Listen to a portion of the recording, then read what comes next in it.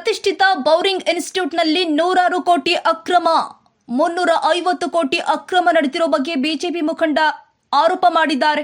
ಕ್ಲಬ್ನ ಕಾರ್ಯದರ್ಶಿ ವಿರುದ್ಧವೇ ಆರೋಪ ಮಾಡಿದ ಬಿಜೆಪಿ ಮುಖಂಡ ಕಳೆದ 10 ವರ್ಷದಲ್ಲಿ ಭಾರಿ ಅಕ್ರಮ ನಡೆದಿರೋ ಬಗ್ಗೆ ದೂರು. ಬೌರಿಂಗ್ ಇನ್ಸ್ಟಿಟ್ಯೂಟ್ ಕಾರ್ಯದರ್ಶಿ ಎಚ್.ಎಸ್. ಶ್ರೀಕಾಂತ್ ವಿರುದ್ಧ ದೂರನ್ನ ಕೊಡಲಾಗಿದೆ. 13 ವರ್ಷಗಳಿಂದ ಬೌರಿಂಗ್ ಇನ್ಸ್ಟಿಟ್ಯೂಟ್ನ ಕಾರ್ಯದರ್ಶಿಯಾಗಿರುವಂತಹ ಶ್ರೀಕಾಂತ್ ಇಡಿ ಹಾಗೂ ಐಟಿ ಇಲಾಖೆಗೆ ದೂರನ್ನ ಕೊಟ್ಟಿದ್ದ ಬಿಜೆಪಿ ಮುಖಂಡ ಎನ್.ಆರ್. ರಮೇಶ್ ಬೌರಿಂಗ್ ಇನ್ಸ್ಟಿಟ್ಯೂಟ್ ಅನ್ನ ಸೂಪರ್ ಸೀಡ್ ಮಾಡುವಂತೆ ಒತ್ತಾಯ. ಸೂಪರ್ ಸೀಡ್ ಮಾಡುವ ಜೊತೆಗೆ ಆಡಳಿತ ಅಧಿಕಾರಿ ನೇಮಿಸುವಂತೆ ಆಗ್ರಹ ಮಾಡಲಾಗ್ತಾ ಇದೆ. ಅಕ್ರಮದ ಜೊತೆಗೆ ಭಾರಿ ಅವ್ಯವಹಾರ ನಡೆದಿದೆ ಎಂದು ದೂರಿರುವಂತಹ ರಮೇಶ್ 106 ಕೋಟಿ ಅಕ್ರಮಗಳ ಬಗ್ಗೆ ಸಿಬಿಐ ಅಥವಾ ಸಿಐಡಿ ತನಿಖೆಗೆ ಒತ್ತಾಯ.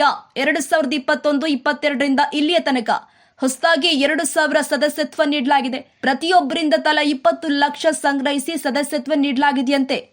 ಪ್ರತಿ ಸದಸ್ಯರಿಂದ %18 ಜಿಎಸ್ಟಿಯನ್ನು ಕೂಡ ಸಂಗ್ರಹಿಸಲಾಗಿದೆಯಂತೆ. 2,000 ಸದಸ್ಯರಿಂದ ಬರೋಬ್ಬರಿ 54 ಕೋಟಿ ಜಿಎಸ್ಟಿ ಸಂಗ್ರಹಿಸಲಾಗಿದೆಯಂತೆ. ಸದಸ್ಯರಿಂದ ಸಂಗ್ರಹಿಸಿದ ಜಿಎಸ್ಟಿ ಇಲಾಖೆಗೆ ಜಮೆ ಮಾಡಿಲ್ಲ ಅನ್ನುವ ಆರೋಪ ಕೇಳಿ ಬರ್ತಾ ಇದೆ. ಜಿಎಸ್ಟಿ ಹಣ ಪಾವತಿಸದೆ ತಮ್ಮ ಬಳಿಯೇ ಇಟ್ಟುಕೊಂಡಿದ್ದಾರೆಂದು ಆರೋಪ ಮಾಡಲಾಗಿದೆ. ಇನ್ನು ಸದಸ್ಯರಿಗೆ ಜಿಎಸ್ಟಿ ರಸೀದಿಗಳನ್ನು ಕೂಡ ಕೊಡದೆ ವಂಚಿಸಿದ್ದಾರೆಂದು ಆರೋಪ ಮಾಡಲಾಗಿದೆ. ನೋ ಡೆವಲಪ್ಮೆಂಟ್ ಏರಿಯಾದಲ್ಲಿ ಅಕ್ರಮ ಕಟ್ಟಡ ನಿರ್ಮಾಣ ಮಾಡಿರುವ ಆರೋಪ ಕೇಳಿ ಬರ್ತಾ ಇದೆ. ಕಾಮಗಾರಿ ಮಾಡದೆ ಹಣ ವ್ಯಯಿಸಿರುವುದಾಗಿ ದಾಖಲೆ ಸಲ್ಲಿಕೆ. 1956ರಲ್ಲಿ ಗುತ್ತಿಗೆ ಆಧಾರದ ಮೇಲೆ ಕೊಟ್ಟಿರುವಂತಹ ಬೌರಿಂಗ್ ಇನ್ಸ್ಟಿಟ್ಯೂಟ್ ಬೌರಿಂಗ್ ಕ್ಲಬ್ನಲ್ಲಿ XYZ ಅಂತ 3 ವಲಯಗಳನ್ನಾಗಿ ವಿಭಜನೆ. ನಿಯಮದ ಪ್ರಕಾರ X ವಲಯದಲ್ಲಿ ಮಕ್ಕಳ ಆಟದ ಉದ್ಯಾನವನ ಇರಬೇಕು. Y ವಲಯದಲ್ಲಿ ಕ್ಲಬ್ಗೆ ಅಗತ್ಯವಿರುವಂತಹ ಕಟ್ಟಡ ಮಾತ್ರ ನಿರ್ಮಿಸಬೇಕು. Z ವಲಯವನ್ನ ನೋ ಡೆವಲಪ್ಮೆಂಟ್ ಎಂದು ಘೋಷಣೆ ಮಾಡಲಾಗಿದೆ. ಇನ್ನು Z ವಲಯದಲ್ಲಿ ಯಾವುದೇ ಕಟ್ಟಡ ನಿರ್ಮಾಣ ಮಾಡುವಂತಿಲ್ಲ ಎಂಬ ನಿಯಮವಿದೆ. ನಿಯಮವನ್ನ ಗಾಳಿಗೆ ತೂರಿ 3 ವಿಂಗ್ನಲ್ಲಿ ಕಟ್ಟಡ ನಿರ್ಮಾಣದ ಆರೋಪ ಕೇಳಿ ಬರ್ತಾ ಇದೆ. ಎ ವಿಂಗ್ನಲ್ಲಿ 4, ಬಿ ವಿಂಗ್ನಲ್ಲಿ 1, ಸಿ ವಿಂಗ್ನಲ್ಲಿ 4 ಮಹಡಿ ನಿರ್ಮಾಣದ ಆರೋಪ ಕೇಳಿ ಬರ್ತಾ ಇದೆ. ಟೆಂಡರ್ ಇಲ್ಲದೆ 90 ಕೋಟಿ ವೆಚ್ಚದ ಗುತ್ತಿಗೆ ನೀಡಿರುವ ಆರೋಪ ಕೇಳಿ ಬರ್ತಾ ಇದೆ. ಇನ್ನು ಅಕ್ರಮ ಕಟ್ಟಡಗಳಿಗೆ 2023-24ರಲ್ಲಿ ಪಾಲಿಕೆ ಅಧಿಕಾರಿಗಳಿಂದ ನಕ್ಷೆ ಮಂಜೂರಾತಿ. ಲಾಜಿಸ್ಟಿಕ್ ಕಂಪನಿಯಲ್ಲಿ ಕೆಲಸ ಮಾಡುತ್ತಿರುವುದಾಗಿ ದಾಖಲೆ ಕೊಟ್ಟಿರುವಂತಹ ಶ್ರೀಕಾಂತ್ ವರ್ಷಕ್ಕೆ 30 ಲಕ್ಷ ವೇತನವನ್ನ ಪಿಜಿಎಸ್ ಲಾಜಿಸ್ಟಿಕ್ ಕಂಪನಿ ಕೊಡ್ತಿರೋದಾಗಿ ಹೇಳಿಕೆ. ದಾಖಲೆ ಪ್ರಕಾರ ಶ್ರೀಕಾಂತ್ ಪಿಜಿಎಸ್ ಲಾಜಿಸ್ಟಿಕ್ ಕಂಪನಿಯಲ್ಲಿ ಕೆಲಸವನ್ನೇ ಮಾಡ್ತಾ ಇಲ್ಲ. ಅಕ್ರಮ ಕಟ್ಟಡದ ಜೊತೆಗೆ ನಿಯಮ ಬಾಹಿರವಾಗಿ ಜಮೀನು ಖರೀದಿ. 2026ರಲ್ಲಿ ಬಾಗೇಪಲ್ಲಿ ತಾಲೂಕಿನ ಪರಗೋಡು ಗ್ರಾಮದಲ್ಲಿ 24 ಎಕರೆ ಜಮೀನು ಖರೀದಿ. ಸುಮಾರು 88 ಕೋಟಿ ವೆಚ್ಚದಲ್ಲಿ ಜಮೀನು ಖರೀದಿಸಿದ ಶ್ರೀಕಾಂತ್ ಮಾರ್ಗಸೂಚಿ ದರಕ್ಕಿಂತ ಹೆಚ್ಚಿಗೆ ಹಣ ಕೊಟ್ಟು ಕ್ಲಬ್ಗೆ ಜಾಗ ಖರೀದಿ. ಸುಮಾರು 67 ಕೋಟಿ ನಷ್ಟವುಂಟು ಮಾಡಿದ್ದಾರೆಂದು ದೂರಿರುವಂತಹ ರಮೇಶ್ ಪ್ರತಿ ಎಕರೆಗೆ 3,69 ಲಕ್ಷ ನೀಡಿ ಖರೀದಿ ಮಾಡಿದ್ದಾರಂತೆ ಶ್ರೀಕಾಂತ್. ಅಕ್ರಮ ಪ್ರಶ್ನಿಸಿದ ಸದಸ್ಯರನ್ನ ಅಮಾನತು ಮಾಡಿರುವ ಆರೋಪ. ತನಿಖೆಗೆ ಬಂದ ಅಧಿಕಾರಿಗಳಿಗೆ ಕ್ಲಬ್ ಸದಸ್ಯತ್ವ ನೀಡಿದ್ದಾರಂತೆ ಶ್ರೀಕಾಂತ್. %50ರಿಂದ %75 ರಿಯಾಯಿತಿಯಲ್ಲಿ ಸದಸ್ಯತ್ವ ವಿತರಣೆ ಆರೋಪ ಕೇಳಿ ಬರ್ತಾ ಇರುವಂತದ್ದು. ಪಾಲಿಕೆ ಜಂಟಿ ಕಾರ್ಯದರ್ಶಿ ಸಿಇ HO RI ವಿರುದ್ಧ ಕಠಿಣ ಕ್ರಮಕ್ಕೆ ಆಗ್ರಹ ಕೇಳಿ ಬರ್ತಾ ಇದೆ. ಕರ್ನಾಟಕ ಸೊಸೈಟೀಸ್ ಕಾಯ್ದೆ ಅಡಿ ಉಲ್ಲಂಘನೆ ಅಂತ N R. Ramesh, BBMP, BWSSP, BESCOM ಹಾಗೂ ಲೋಕಾಯುಕ್ತಕ್ಕೆ ಹಲವು ದೂರುಗಳು ಕೂಡ ದಾಖಲಾಗಿರುವಂತದ್ದು. ಪ್ರತಿಷ್ಠಿತ ಮನೋರಂಜನಾ ಸಂಸ್ಥೆಗಳಲ್ಲಿ ಒಂದಾಗಿರ್ತಕ್ಕಂಥ ಸೇಂಟ್ ಮಾರ್ಕ್ಸ್ ರಸ್ತೆಯಲ್ಲಿರ್ತಕ್ಕಂಥ ಬೌರಿಂಗ್ ಇನ್ಸ್ಟಿಟ್ಯೂಟ್ನಲ್ಲಿ ನಡೆದಿರ್ತಕ್ಕಂಥ 3 ಪ್ರತ್ಯೇಕ ಹಗರಣಗಳಿಗೆ ಸಂಬಂಧಪಟ್ಟ ಹಾಗೆ ಇವತ್ತು ನಾವು ದಾಖಲೆಗಳು ಸಹಿತ ಜಾರಿ ನಿರ್ದೇಶನಾಲಯ, ಲೋಕಾಯುಕ್ತ, ಹಾಗೆ GSTಗೆ ಸಂಬಂಧಪಟ್ಟ ಸಂಸ್ಥೆ, ಹಾಗೆ ಆದಾಯ ತೆರಿಗೆ ಇಲಾಖೆ, ಮುಖ್ಯಮಂತ್ರಿಗಳು, ರಾಜ್ಯ ಸರ್ಕಾರದ ಮುಖ್ಯ ಕಾರ್ಯದರ್ಶಿಗಳು, ಹಾಗೆ GB ಮುಖ್ಯ ಆಯುಕ್ತರಿಗೆ ಪ್ರತ್ಯೇಕವಾಗಿ ಸಂಪೂರ್ಣ ದಾಖಲೆಗಳು ಸಹಿತ ದೂರನ್ನು ಕೊಟ್ಟಿರ್ತಕ್ಕಂಥ ವಿಷಯಕ್ಕೆ ಸಂಬಂಧಪಟ್ಟ ಹಾಗೆ ಇವತ್ತು ಸಂಪೂರ್ಣ ದಾಖಲೆಗಳನ್ನು ನಿಮ್ಮ ಮುಂದೆ ನಾನು ಬಿಡುಗಡೆ ಮಾಡಿದ್ದೇನೆ. 3 ಹಂತಗಳಲ್ಲಿ ನಡೆದಿರ್ತಕ್ಕಂಥ ಹಗರಣಗಳು ಏನೇನು, ಪ್ರತ್ಯೇಕ ಹಗರಣಗಳು ಏನು ಅಂತ ನೋಡಿದಾಗ ಬೆಂಗಳೂರು ಮಹಾನಗರದಿಂದ 105 ಕಿಲೋಮೀಟರ್ ದೂರದಲ್ಲಿರ್ತಕ್ಕಂಥ ಬಾಗೇಪಲ್ಲಿ ತಾಲೂಕಿನ ಕಸಬಾ ಹೋಬಳಿಯ ಪರಗೋಡು ಗ್ರಾಮದಲ್ಲಿ ಸರ್ಕಾರಿ ಮಾರ್ಗಸೂಚಿ ದರ 70 ಲಕ್ಷ ರೂಪಾಯಿಗಳಷ್ಟಿರ್ತಕ್ಕಂಥ ಒಂದು ಜಮೀನನ್ನು, ಬರಡು ಭೂಮಿಯನ್ನು, 24 ಎಕರೆಗಳಷ್ಟು ವಿಸ್ತೀರ್ಣದ ಸ್ವತ್ತನ್ನು ತಲಾ 3,69 ಲಕ್ಷ ರೂಪಾಯಿಗಳಷ್ಟು ಮೊತ್ತವನ್ನು ಪಾವತಿ ಮಾಡಿ, ಅಂದರೆ ಸುಮಾರು 2,99 ಲಕ್ಷ ರೂಪಾಯಿಗಳಷ್ಟು ಹೆಚ್ಚಿಗೆ ಮೊತ್ತವನ್ನು ಪ್ರತಿ ಎಕರೆಗೆ ಪಾವತಿ ಮಾಡಿ 87 ಕೋಟಿ ರೂಪಾಯಿಗಳಿಗೂ ಹೆಚ್ಚು ಮೊತ್ತವನ್ನು ಪಾವತಿ ಮಾಡಿ ಕ್ರಯಕ್ಕೆ ಪಡೆದಿರೋ ರೀತಿಯಲ್ಲಿ ಕ್ರಯಪತ್ರವನ್ನು ತಯಾರು ಮಾಡ್ಕೊಂಡಿದ್ದಾರೆ. ಆದರೆ ವಾಸ್ತವವಾಗಿ ಇಲ್ಲಿ ಸುಮಾರು 67 ಕೋಟಿ ರೂಪಾಯಿಗೂ ಹೆಚ್ಚು ಮೊತ್ತವನ್ನು ಇವರು ಲೂಟಿ ಮಾಡಿರ್ತಕ್ಕಂಥದ್ದು. ಮಾರ್ಗಸೂಚಿ ದರಕ್ಕಿಂತಲೂ 67 ಕೋಟಿ ರೂಪಾಯಿಗಳನ್ನು ಹೆಚ್ಚು ಮೊತ್ತವನ್ನು ಪಾವತಿ ಮಾಡಿರ್ತಕ್ಕಂಥದ್ದು. ಇದು ಸಾರ್ವಜನಿಕರ ಹಣ. ಸಾರ್ವಜನಿಕರು ಅಲ್ಲಿ ಸಾವಿರಾರು ಸಂಖ್ಯೆಯಲ್ಲಿ ಸದಸ್ಯತ್ವವನ್ನು ಪಡೆದಿರ್ತಕ್ಕಂಥ ಈ ಸಂಸ್ಥೆಯಲ್ಲಿ ಇಷ್ಟು ಬೃಹತ್ ಮೊತ್ತವನ್ನು ದುರ್ಬಳಕೆ ಮಾಡ್ಕೊಂಡಿರ್ತಕ್ಕಂಥದ್ದು ಮೊದಲನೇ ಮಾತ್ರ. ಕಳೆದ 3-4 ವರ್ಷಗಳ ಅವಧಿಯಲ್ಲಿ ವಿಶೇಷ ಸದಸ್ಯತ್ವವನ್ನು ಸುಮಾರು 2,000 ಜನರಿಗೂ ಹೆಚ್ಚು ಜನರಿಗೆ ಹೊಸದಾಗಿ ವಿಶೇಷ ಸದಸ್ಯತ್ವವನ್ನು ಕೊಟ್ಟಿರ್ತಕ್ಕಂಥದ್ರಲ್ಲಾಗಿರ್ತಕ್ಕಂಥ ದೊಡ್ಡ ಮಟ್ಟದ ಹಗರಣ.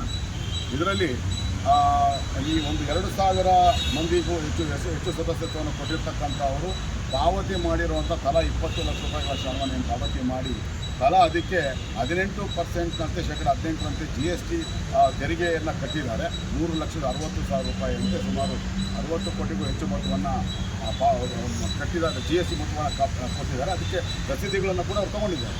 ಆ ಹಣವನ್ನು 54 ಕೋಟಿಗೂ ಹೆಚ್ಚು ಮೊತ್ತವನ್ನು ಇವರು GST ಸಂಸ್ಥೆಗೆ ಕಟ್ಟಬೇಕಾಗಿತ್ತು. ಇದಕ್ಕೆ 2 ವರ್ಷ 3 ವರ್ಷದ ಕೆಳಗೇ ಜಮೆ ಮಾಡಬೇಕಾಗಿತ್ತು. ಆದರೆ 3 ವರ್ಷದ ತನಕ ಕೂಡ ಇಲ್ಲಿವರೆಗೂ ಕೂಡ 54 ಕೋಟಿಗೂ ಹೆಚ್ಚು ಮೊತ್ತವನ್ನು ತಮ್ಮ ಬಳಿಯಲ್ಲೇ ಇಟ್ಕೊಂಡಿರ್ತಕ್ಕಂಥ ಅಥವಾ ಇವರು ವೆಚ್ಚ ಮಾಡ್ಕೊಂಡಿರ್ತಕ್ಕಂಥದ್ದು ಅದು ಭಾಳ ಗಂಭೀರವಾದಂಥ ಅಪರಾಧ ಪ್ರಕರಣ ಆಗುತ್ತೆ. ಅದಕ್ಕೆ ಸಂಬಂಧಪಟ್ಟ ಪ್ರತ್ಯೇಕ ದೂರನ್ನು ಕೊಟ್ಟಿರ್ತಕ್ಕಂಥದ್ದು.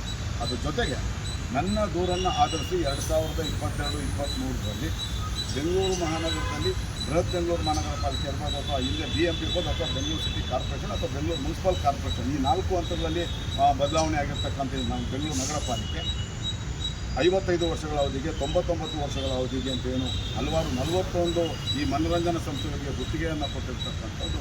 ಅದರಲ್ಲಿ ಬಹಳಷ್ಟು ಕಾನೂನು ಬಾಹಿರ ಕಾರ್ಯಗಳು ನಡೆದಿದೆ ಮತ್ತು ಗುತ್ತಿಗೆ ಕರಾರು ಪತ್ರದಲ್ಲಿರ್ತಕ್ಕಂಥ ನಿಯಮಗಳನ್ನು ಉಲ್ಲಂಘನೆ ಮಾಡಿ ವಾಣಿಜ್ಯ ಚಟುವಟಿಕೆ ನಡೆಸ್ತಾ ಇದ್ದಾರೆ ಅಂತ ನಾನು ದೂರನ್ನು ಕೊಟ್ಟಿದ್ದೆ. ಅದನ್ನಾಗಿ ನಾನು ಇವತ್ತು ಜಾರಿ ನಿರ್ದೇಶನಾಲಯದಲ್ಲಿ ಮನಿ ಲಾಂಡ್ರಿಂಗ್ ಆಕ್ಟ್ ಅಡಿಯಲ್ಲಿ ಅಂದರೆ ಅಕ್ರಮ ಹಣ ವರ್ಗಾವಣೆ ತಡೆ ಕಾಯ್ದೆ ಅಡಿಯಲ್ಲಿ ಪ್ರಕರಣವನ್ನು, ಹಾಗೆ ಲೋಕಾಯುಕ್ತದಲ್ಲಿ ಭ್ರಷ್ಟಾಚಾರ, ವಂಚನೆ, ಅಧಿಕಾರದ ಉಪಯೋಗ, ನಕಲಿ ದಾಖಲೆ ತಯಾರಿಕೆ ಪ್ರಕರಣಗಳನ್ನು ದಾಖಲು ಮಾಡಿದ್ದೇನೆ.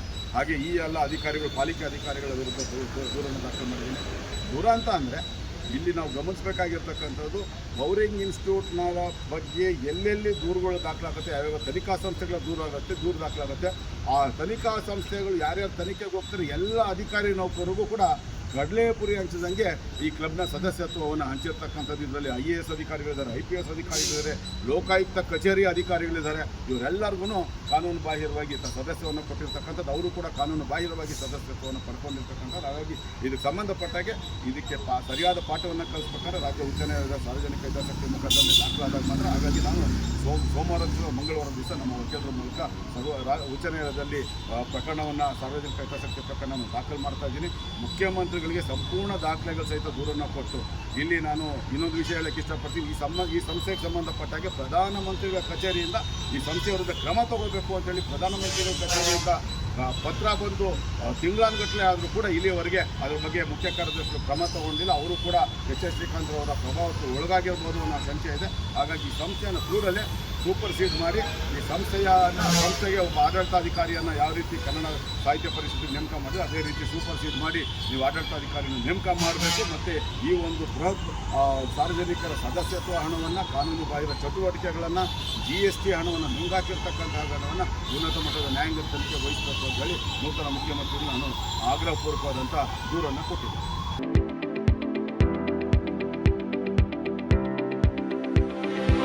ಯಶಸ್ ವಿದ್ಯಾಕೇಂದ್ರ ಮತ್ತು ಯಶಸ್ PU ಕಾಲೇಜಿನಲ್ಲಿ 2026-27ನೇ ಸಾಲಿನ ಪ್ರವೇಶಾತಿ ಆರಂಭವಾಗಿದ್ದು, ಮಾಂಟೆಸರಿಯಿಂದ 10ನೇ ತರಗತಿಯವರೆಗೂ ಹಾಗೂ PU ಕಾಲೇಜು ಪ್ರವೇಶಾತಿ ಪ್ರಾರಂಭವಾಗಿದೆ.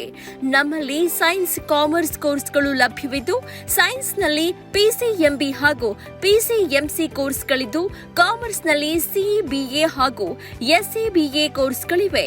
ಕೆಲವೇ ಸೀಟ್ಗಳು ಮಾತ್ರ ಲಭ್ಯವಿದ್ದು, ಅತ್ಯಾಧುನಿಕ ಶಿಕ್ಷಣ, ಉತ್ತಮ ಶಿಕ್ಷಕರು ಇದ್ದು 100ಕ್ಕೆ 100ರಷ್ಟು ಫಲಿತಾಂಶ ನೀಡಲಾಗ್ತಾ ಇದೆ. ಮಕ್ಕಳನ್ನ ಕರೆದುಕೊಂಡು ಬರಲು ಶಾಲಾ ವಾಹನ ವ್ಯವಸ್ಥೆ ಕೂಡ ಲಭ್ಯವಿದೆ. ಒಮ್ಮೆ ಭೇಟಿ ನೀಡಿ. ಯಶಸ್ ವಿದ್ಯಾಕೇಂದ್ರ ಮತ್ತು PU ಕಾಲೇಜು, ಸೋಮಶೆಟ್ಟಿಹಳ್ಳಿ ಮತ್ತು ಚಿಕ್ಕಬಾಣವರದ, ಮಾರುತಿನಗರ, ದಾಸರಹಳ್ಳಿ, ಬೆಂಗಳೂರು 560090. ಹೆಚ್ಚಿನ ಮಾಹಿತಿಗಾಗಿ ಸಂಪರ್ಕಿಸಿ 96066226 974456 9743176627 7829814447.